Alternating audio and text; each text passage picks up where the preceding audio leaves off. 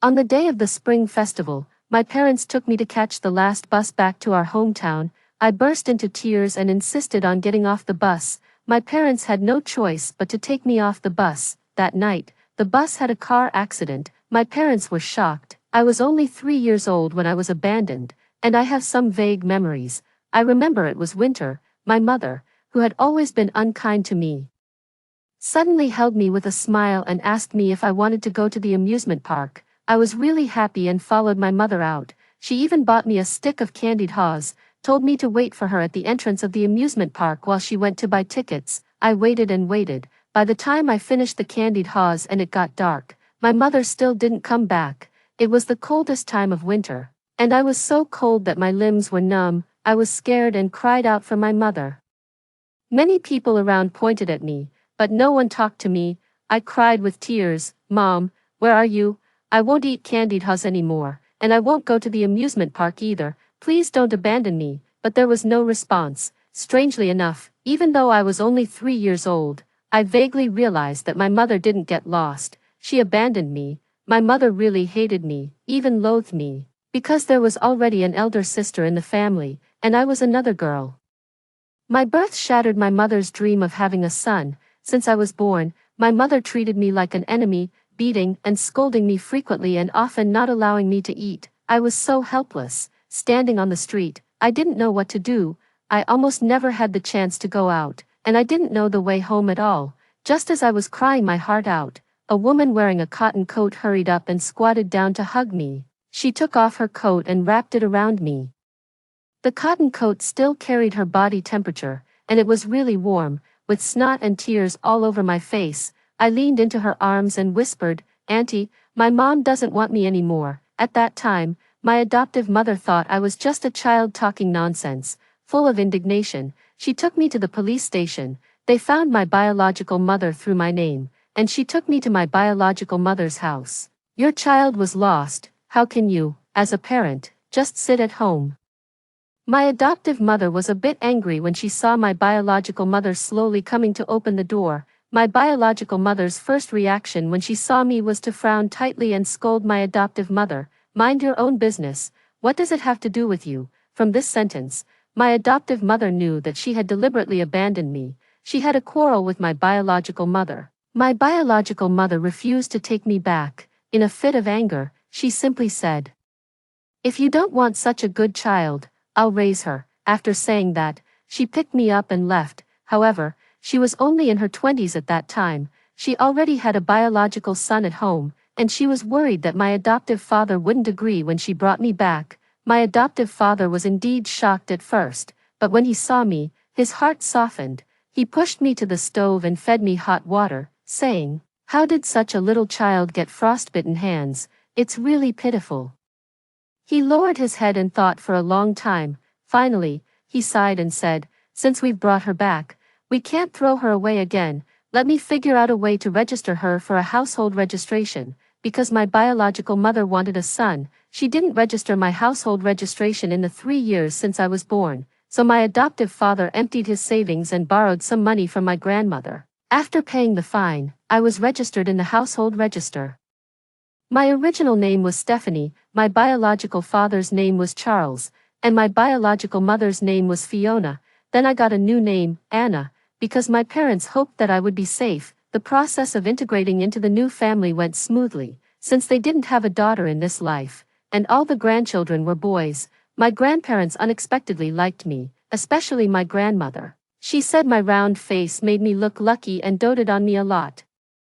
My brother Kevin also cherished me. He had always wanted a sister, and even though he wasn't much older than me, he spoiled me like an adult. In the new home, I ate a drumstick for the first time, put on new clothes, and went to the amusement park. But the small town was really small. Even though my parents tried not to let me meet my biological parents, I still ran into them when I was 4 years old. It was New Year's Eve of the second year. My parents, my brother, and I were carrying a lot of things and were about to take a bus back to the countryside for the spring festival. At that time, the long-distance bus didn't go into the village. It stopped at the gathering point in the town, and we had to find our own way back to the village. Coincidentally, my adoptive parents and my biological parents bought tickets for the same bus, Fiona recognized me at a glance. She shrank to the side in disgust, as if there was something dirty on me. My adoptive mother also recognized Fiona. Her face darkened, and she sat aside with me in her arms. My adoptive father was on high alert, afraid that Fiona's family would take me back. Fiona couldn't help but sneer when she saw their nervous expressions. What's so precious about a girl? Look at how scared you are. Don't worry, I already have a son. If you like this jinx, you can keep her. As she spoke, she stroked her slightly swollen belly and smiled brightly. I was too young at that time and didn't remember her very well, and I didn't understand what she was saying. My adoptive mother's expression turned ugly. She was about to retort while holding me, but my brother was faster. Like a young calf, he rushed towards Fiona in a fit of rage. My sister is not a jinx, you're a bad woman. My adoptive father quickly stopped him and glanced at Fiona, saying, we already have a son. We don't care, our Anna is fine, you'd better be careful. Don't give birth to a jinx. My adoptive father's words were really cutting. When Charles heard his beloved son being scolded, he stood up on the spot and wanted to pick a fight with my adoptive father. However, for no apparent reason, I suddenly felt uncomfortable and burst into tears. While crying, I said intermittently, Mom, I feel bad, I want to get off the bus. My adoptive mother was scared. She felt all over my body and asked, Anna, where does it hurt? Is it your stomach? With tears in my eyes, I said, I don't know, I just feel so bad. Mom, can we get off the bus? I don't want to take this bus. This was the last bus for the spring festival. Otherwise, my adoptive mother wouldn't have endured the anger and gotten on the bus with Fiona. But my adoptive parents didn't hesitate. They picked me up and got off the bus. Behind us, Fiona laughed mockingly. This is the last bus. I told you she's a jinx. She has so many problems. Be careful, she brings bad luck to all of you. My adoptive mother didn't pay attention to her. Her face turned pale, and she was about to take me to the hospital. However, as soon as I got off the bus, I felt better. My adoptive parents were still worried. They took me for a checkup. The doctor said I was very healthy. And then they were relieved. After leaving the hospital, there was no more bus. My adoptive parents had to take me and my brother home. The four of us spent the spring festival together. We found a public phone booth and called the village to explain to my grandparents that we would go back early the next morning. My grandparents weren't unhappy. They just told us to be careful on the way. The next morning, when we arrived at the bus station, we found that the atmosphere was rather tense. The driver looked very solemn. In the past, these drivers were all carefree. They had run this route hundreds of times and had it memorized. In those days, the supervision was loose, and some drivers even drank a little while driving, but this time, the driver sat upright with a serious expression. My adoptive mother was curious and secretly asked the ticket seller, "What's going on? What happened?" The ticket seller was a gossipy person. She lowered her voice and said to my adoptive mother, "Well, it's about the bus last night. It was fine all day, but the last bus overturned and fell into a ditch." Goodness, my adoptive mother immediately broke into a cold sweat, and even my adoptive father sat up straight. The ticket seller continued to sell tickets, but my adoptive parents were very worried. My adoptive father wiped the sweat from his forehead and said in a trembling voice, "The last bus, is it the one we were supposed to take yesterday?" My adoptive mother's face turned pale, too. That's the bus, my goodness. If Anna hadn't been feeling uncomfortable and made a fuss, she hugged me tightly, as if trying to draw some reassuring strength from me. Our Anna is really a little lucky star. She saved our lives. My adoptive father reached out and took me into his arms. That's right, Fiona called her a jinx. I was right yesterday. The one in her belly is the jinx. After returning to the village, my grandparents hugged me and kept calling me their dear. They said with lingering fear, "You don't know. Several people died in that bus yesterday, and the driver died on the spot. Our Anna is really lucky. She saved both of you. You must treat Anna well." My adoptive mother smiled and said, "Mom, what are you talking about? Of course, we'll treat our own child well. By the way, Charles's family was also on that bus yesterday. How are they?" Charles's family. My grandfather frowned. He was lucky enough to survive, but he was injured. His leg was broken. They couldn't treat him here, and the doctor said he needed an amputation. They went to the provincial city last night. His wife, My grandmother glanced at me, seeing that I was happily playing with the little chicks at home with my brother and not listening. She whispered, "She lost the baby. It was a male fetus and had already taken shape. She cried so much that she fainted." My adoptive father couldn't help but gloat. "Serves them right. They called our Anna a jinx." I heard that Charles quit his public job to have a son. Now he has lost his job and his child. All his efforts were in vain. My adoptive mother gave him a pat. "Stop gloating." But she couldn't help but curse. "Serves them right. They shouldn't have called our Anna names." I didn't know all this, and my adoptive parents never told me. This was the first time my extraordinary luck showed. At that time, my adoptive parents didn't take it seriously and just thought it was a coincidence.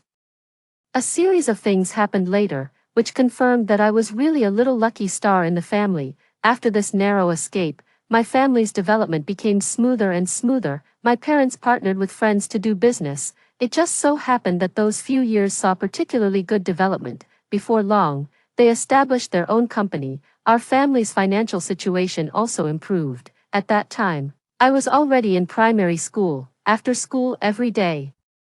I would go to my father's company to play. When I went there that day, the uncles and aunts who usually talked and laughed with me had serious expressions. My parents hurried out of the office. My mother came over, squatted down, and said to me, "Anna, how about asking Sister Lily to send you home? Your father and I have something to do and need to go out." I looked around, pouted, and said, "Where are you going? I want to go too." At that time, I didn't think much about it.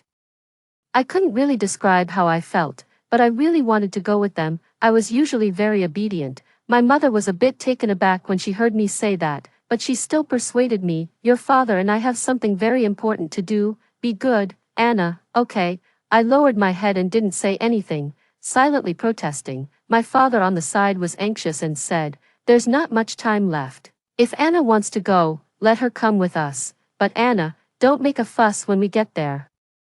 Be obedient." "Okay."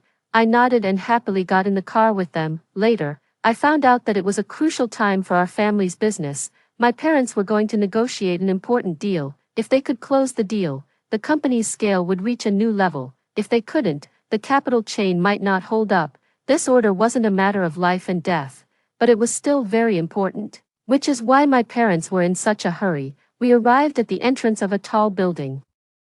My parents went in first, and I followed Secretary Lily. As soon as we entered, the three of us were stunned. There were several people standing in the hall. The two leading ones were Charles and Fiona. It really was a case of enemies meeting on a narrow road. The couple managed to survive the car accident that year, but they were seriously injured. Charles's leg couldn't be saved even after being taken to several hospitals. After suffering for a whole day and night, it was finally amputated. That wasn't the worst part. The worst was that he injured his private parts when he fell. The doctor said it would be very difficult for him to have children in the end. The two of them really are a match made in hell. Fiona had a massive hemorrhage during her miscarriage and had her uterus removed. She also gave up on the idea of having a son. It's ridiculous. These two people were willing to abandon their own daughter to have a son. Now they're both infertile and can forget about it. They simply put all their energy into doing business and actually established a company. Their business direction is similar to that of our family. The story about them spread in the village for a long time. After watching the drama, people couldn't help but sigh. I heard that there was a family in the village who was pregnant and found out it was a girl. They wanted to have an abortion, but after hearing about them, they didn't dare to do it, for fear of suffering retribution. When Charles saw us, his face darkened, and he gently touched his amputated leg with the hand hanging by his side. He should have an artificial limb. It wasn't obvious from the outside, but he was a bit unsteady when standing. Fiona couldn't hold back. She stared at me with fire in her eyes, as if she wanted to strangle me. "You little troublemaker, you killed my son. Why don't you just die?" As she said that, she was about to come over, but my mother blocked her. My mother raised her eyebrows and said, "You've done so many heartless things and suffered retribution, but you're blaming my daughter. It seems you still haven't learned your lesson." New and old grudges welled up in Fiona's heart. She was furious and reached out to tear at my mother. "What nonsense are you talking about? It's your family, you're all jinxes." Just then, there was a laugh from behind. "Everyone is here. It seems that Mr. Leo and Mr. Charles are both interested in this order. Please come inside." My father realized what was going on and frowned, asking, Mr. James, are they also here to discuss cooperation? Mr. James smiled and said, thanks to everyone's favor, good things should be shared. I turned my head to look at the man with a smile on his face and frowned slightly. The man in front of me was about 30 or 40 years old. He was wearing a neat black suit and a well-made overcoat. He was quite tall and looked very capable, but there was no trace of a smile in his eyes behind the rimless glasses. He looked like he was smiling on the surface but not in his heart, giving off a rather sinister feeling. My first reaction was that I didn't like him.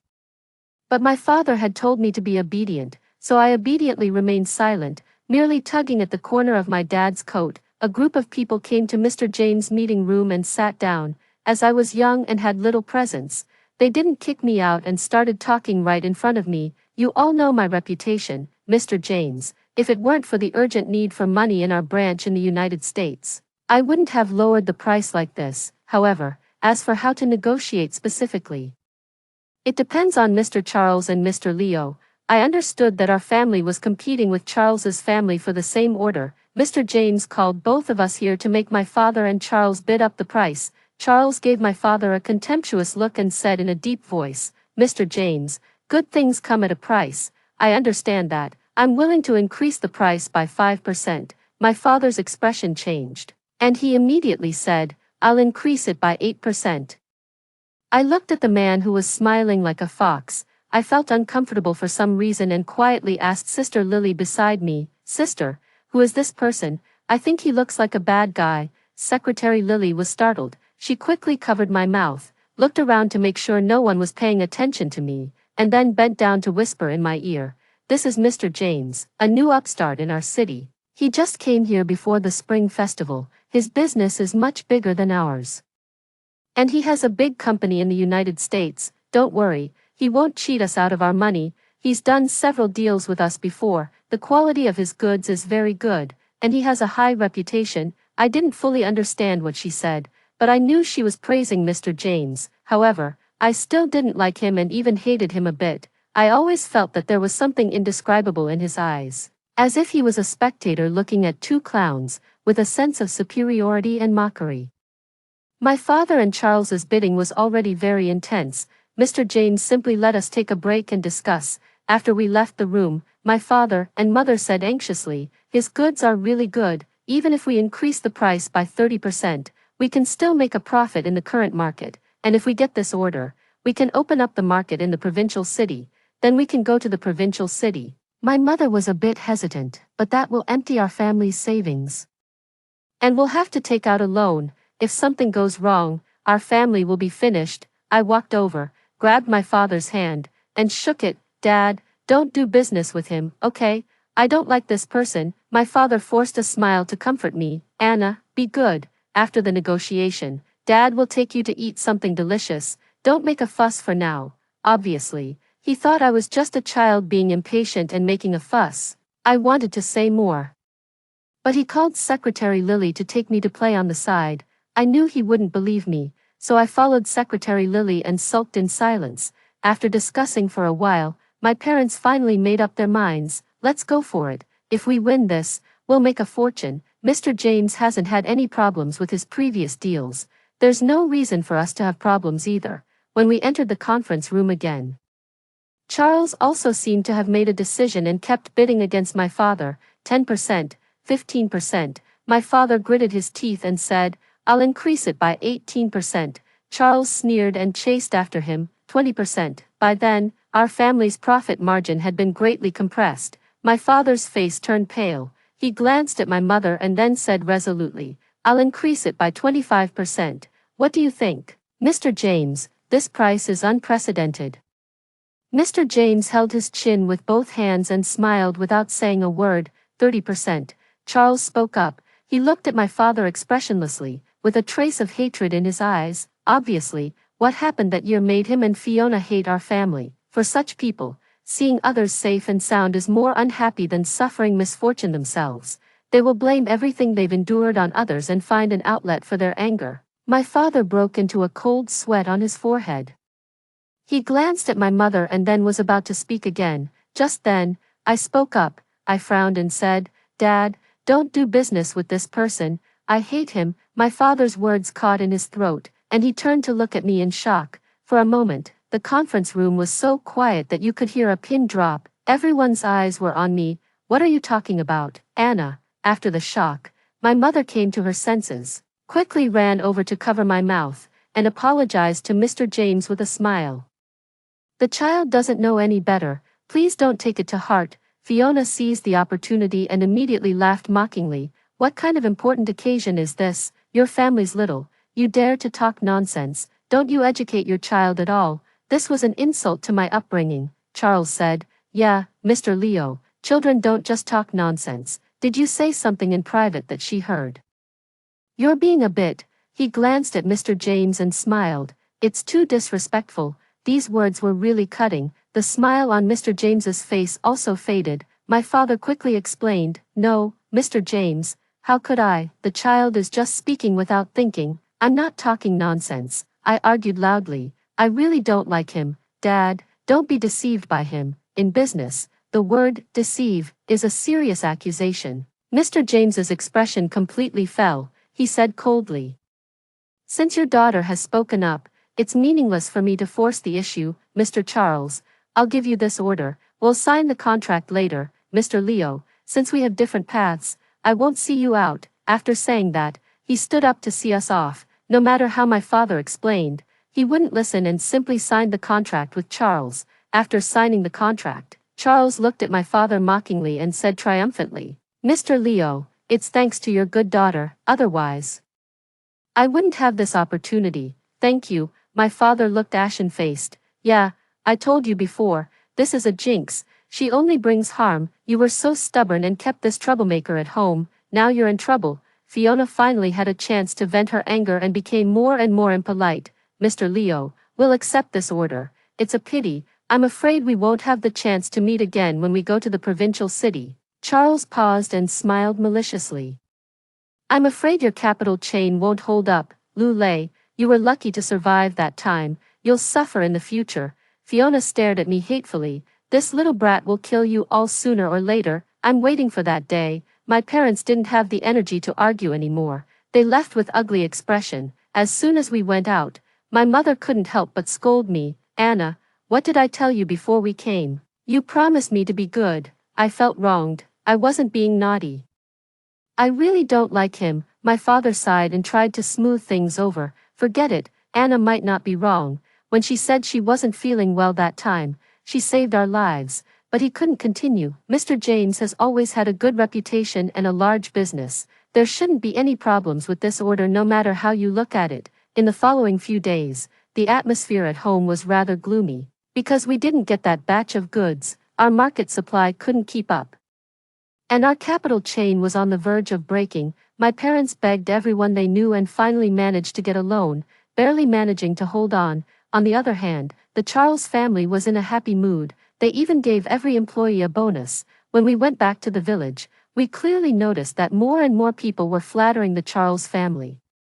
Some of Charles's relatives even deliberately came to make things difficult for our family and told us about the Charles family's company. We heard that their order was going smoothly, and that batch of goods had arrived at the port. It could enter the market as soon as it arrived in a few days. My parents were exhausted these days and looked much more haggard. Although I firmly believed in my judgment, I couldn't help but feel a bit guilty.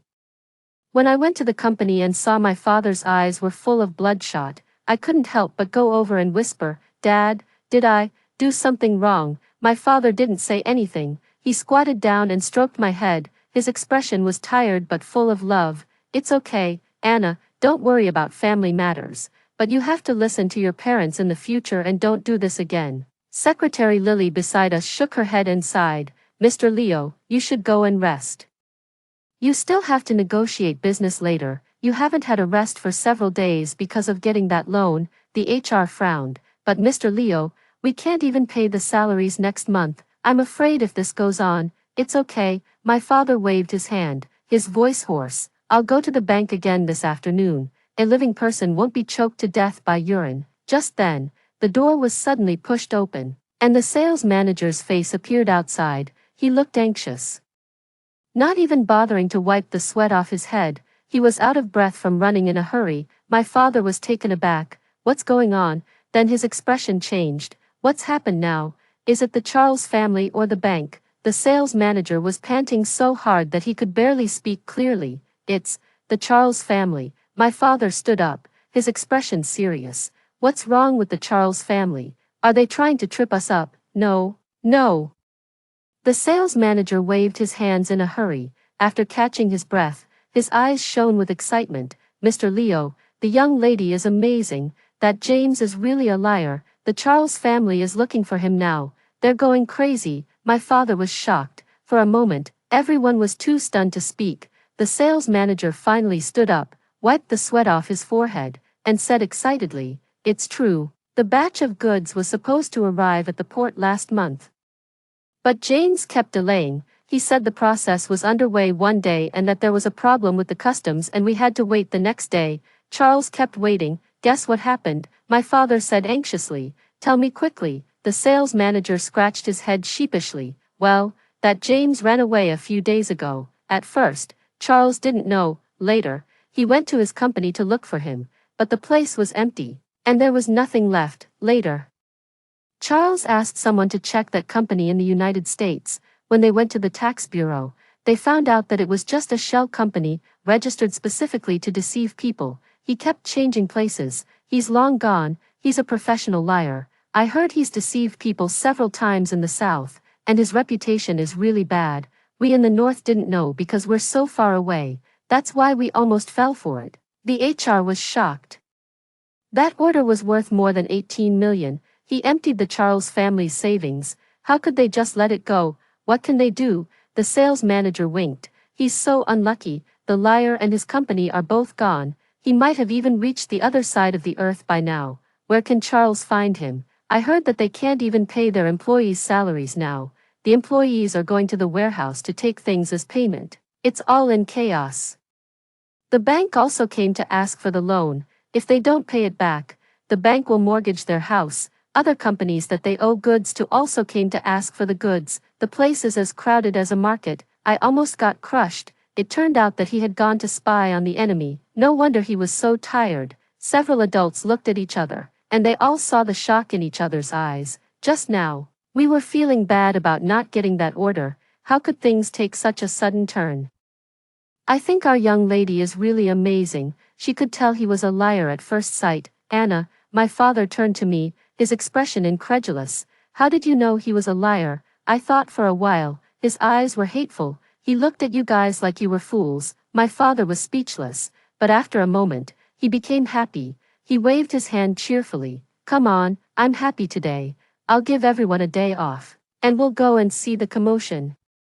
We drove all the way to the Charles family's company. When we got there, we realized that the sales manager wasn't lying. There were several groups of people blocking the door. There were bank staff in work uniforms, people yelling at Charles to pay back the money, and employees carrying things in and out. Charles's face was ashen. He was tired and kept explaining over and over again, "Everyone, we were scammed too. Give me some more time. Let me get some money back.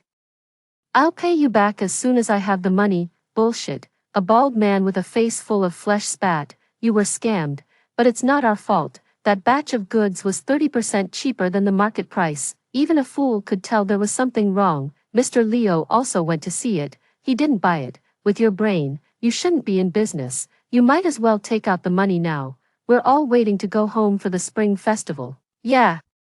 Why were you the only one who got scammed out of so many people?" I heard that Mr. Leo almost fell for it too. It was his daughter who said that guy was a liar, so he didn't buy it. People around were talking. My father blushed and reached out to touch my head. "Thanks to you, otherwise, I would be in big trouble now." Fiona said loudly. "It's not like we wanted to be scammed. We don't have the money. If you have the ability, go and ask James for the money." She had lost a lot of weight these days, and her cheekbones, which were already high, became even more prominent. She looked like skin and bones. The bald man sneered. "It's you who owes us money, not James. Why should we look for him? We're here for you. Will you pay or not?" "No." "Fine." The bald man rolled up his sleeves and was about to step forward. Fiona was so scared that she quickly hid behind Charles. Charles was disabled and couldn't react in time. the bald man pushed him to the ground.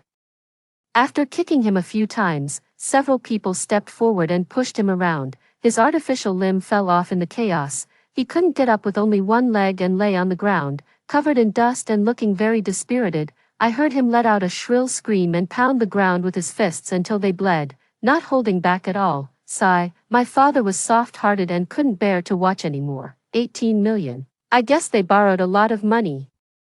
Their life will be very difficult from now on. If it weren't for Anna, it would be me lying there. Exactly, the sales manager spoke highly of me. Anna is really a lucky star. Her luck is strong, Mr. Leo. I heard that Anna saved your lives once. My father was taken aback. That's right, she was very young at that time. Her mother and I were holding her and getting on the bus, but she said she felt uncomfortable and insisted on getting off. We thought the child couldn't sit still in the car, but that night, the bus overturned, and many people died. Charles lost his leg at that time. It had been so long, but he still felt scared when he talked about it. You're right, Anna is really our little lucky star. When we got home that night, I received an unusually grand treatment. My father vividly told my mother and my brother what had happened. My mother was first surprised, and then she hugged me and couldn't help but kiss me. My good daughter, you saved our family again. My goodness, that was more than 18 million. If we had fallen for it, we would have to live under a bridge now. Exactly, you didn't see what Charles looked like. My father clicked his tongue. It was really pitiful. My mother also sighed. My brother suddenly said coldly, their family looks like a jinx. They're bound to have bad luck sooner or later. He still held a grudge against Fiona for scolding me. After this incident, my parents started to attach great importance to my judgment. They would take me with them every time they negotiated a cooperation. I usually kept quiet, but whenever there was a problem, I would stop my father. Soon, our family's business became booming, and we even expanded to the provincial city. I don't know who spread what happened before. It spread in the village. Many people secretly made fun of the Charles family. Some people with bad relations even went to their house and deliberately taunted them. At first, they had a daughter with good luck, but they didn't want her and heartlessly threw her to others. Now, they can't have a son, and they've lost their good luck. Don't you think some people are really strange? They were born with bad luck. The child they had ended up bringing good luck to someone else's family, and they've suffered retribution. Two women were chatting and eating sunflower seeds at the door. Fiona couldn't stand it and rushed out with her hair in a mess, hysterically shouting, "You old shrew, what are you talking nonsense for? It's none of your business to gossip about our family's affairs.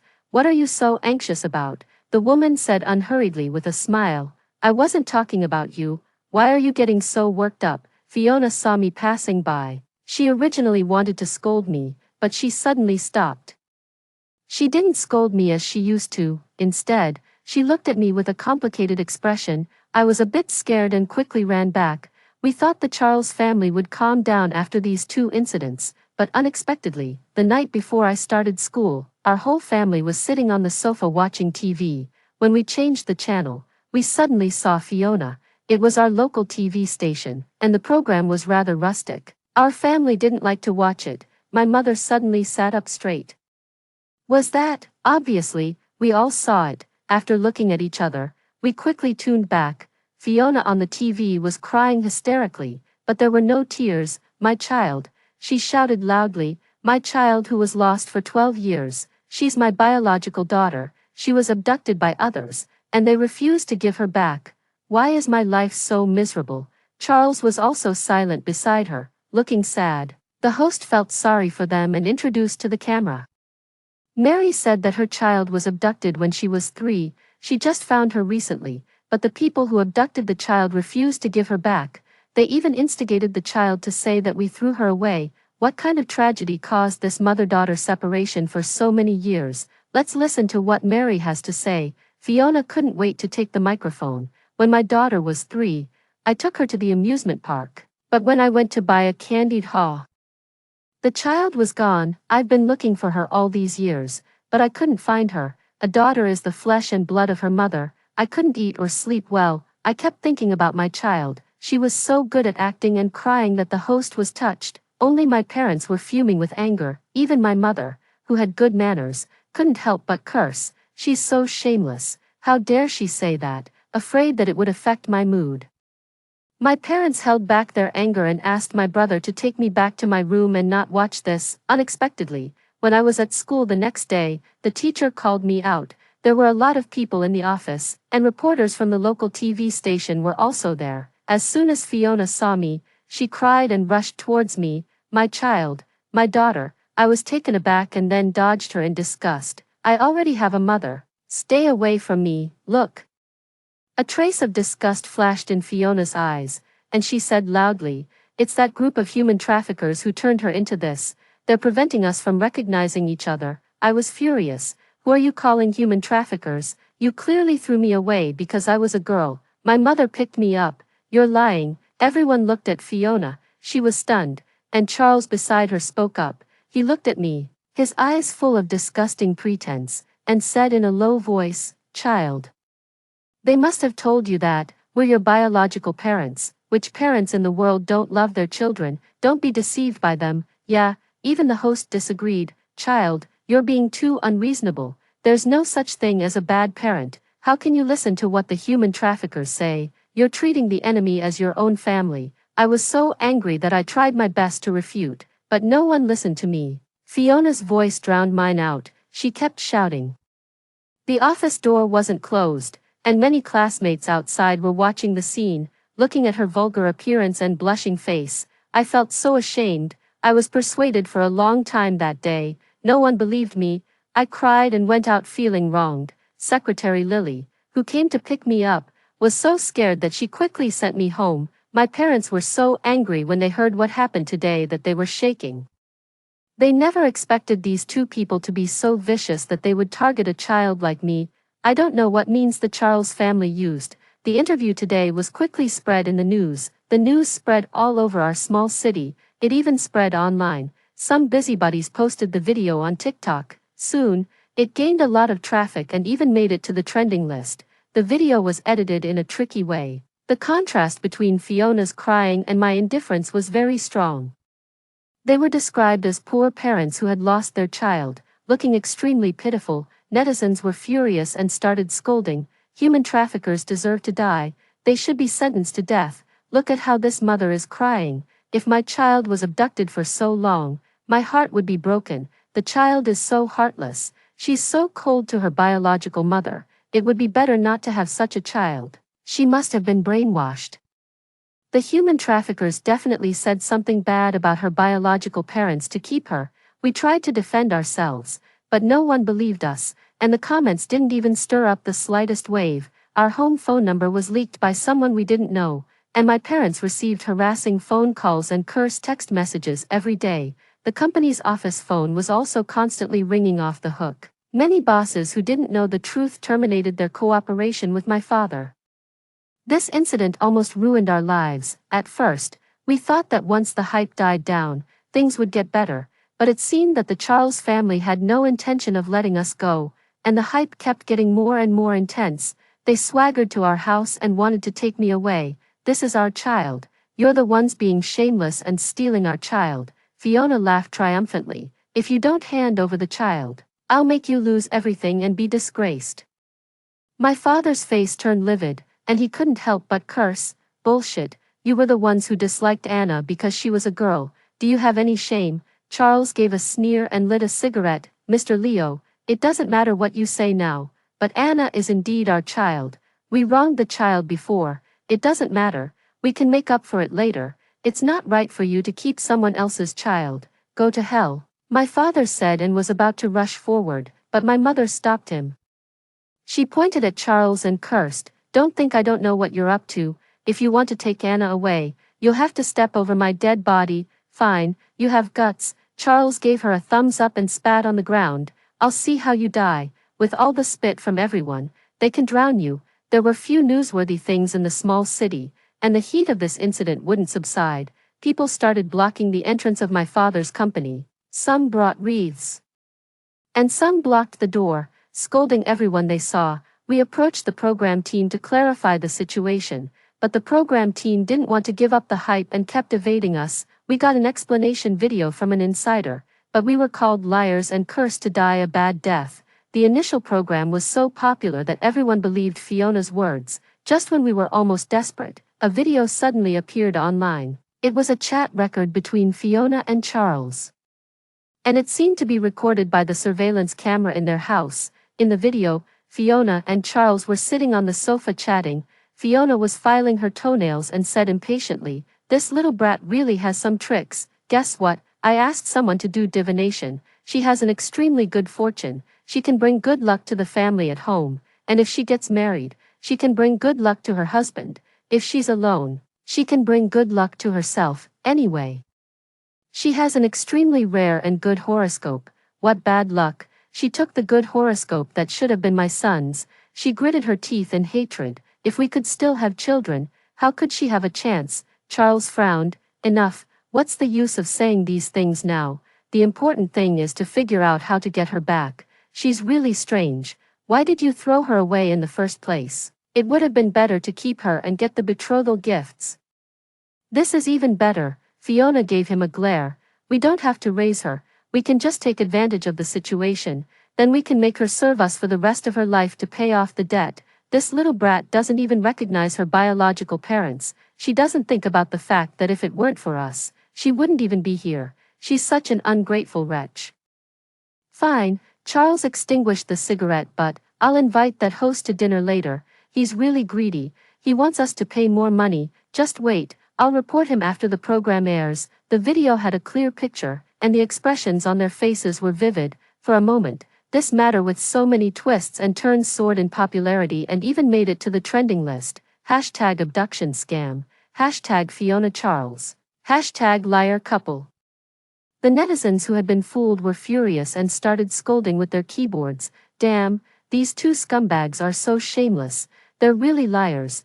They disliked her because she was a girl and threw her away. Now they want to take advantage of the situation. I've really seen it all. Wait, doesn't this constitute the crime of abandonment? I remember the child's adoptive parents said that they threw the child away in winter when the child was only 3. Isn't that attempted murder? I'm a bit ashamed. I also saw that clarification video before, but I thought they were lying and even scolded them. I'll go and apologize right away. Me too. I'll also apologize. The netizens dug out that the video was leaked from an electrical appliance repair shop. The surveillance camera in the Charles family's house was broken and sent for repair those days. When the boss was repairing it, he casually watched a few videos and unexpectedly saw this part. He had also watched Fiona's heartrending program about looking for her child and felt sorry for her, but now that he saw their true colors, he was so angry that he simply posted the video. Although this matter wasn't very moral, the netizens all cheered. Fiona and Charles's reputation was completely ruined. Many local netizens who had been fooled blocked the door of their house and even splashed paint and excrement on the door. I saw many videos taken by TikTok netizens. Fiona rushed out to argue with the netizens, but she was splashed with excrement. The filth flowed down her body. She let out a scream and quickly closed her mouth. The local bosses united to boycott the Charles family. Charles had just received a sum of money through donations from enthusiastic netizens and planned to make a comeback, but he was directly sued in court and forced to give the money back. Charles was unwilling and planned to run away with the money, not even taking Fiona with him.